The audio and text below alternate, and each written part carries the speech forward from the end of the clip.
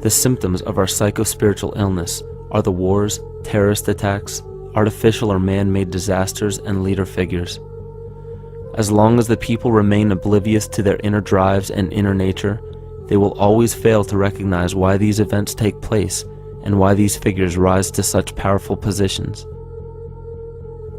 The reason why we have failed for thousands of years to conquer these archetypal rulers permanently is because for thousands of years we have been fighting the symptoms of an illness and not the root cause.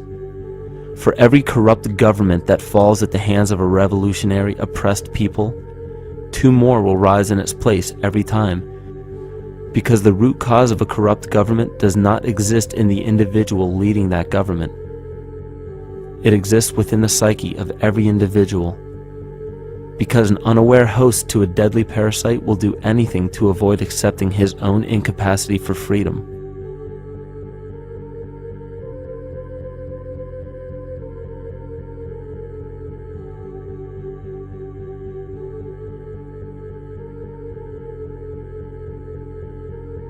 We are so bereft of sanity in this world that those few who simply stop projecting onto others and begin facing their own demons are seen as neurotic. An article written in the 1950s states that studies showed that individuals who had been isolated from their familiar social and cultural environment became neurotic. This shows that when those individuals had no object to identify their darker emotions with, they began to see these things in themselves, that which they refused to recognize before, and were unaware of why they appeared and how to cope. Facing our true inner self is virtually unknown in our world today.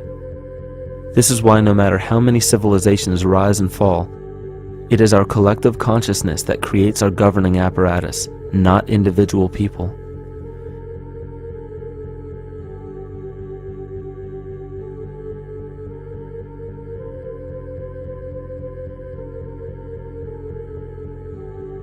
And after countless attempts, you would imagine that people would realize that a physical retaliation may not be the solution. Yet here we are, thousands of years later, with technology that can clone DNA, vehicles that can break the sound barrier and probe the depths of space, and science that can overcome almost any sickness. Yet we still fail to take notice to the importance of thoughts and consciousness. This is the very definition of insanity. And every single one of us is responsible for this psychic epidemic because we're killing the messenger and paying no attention to the message.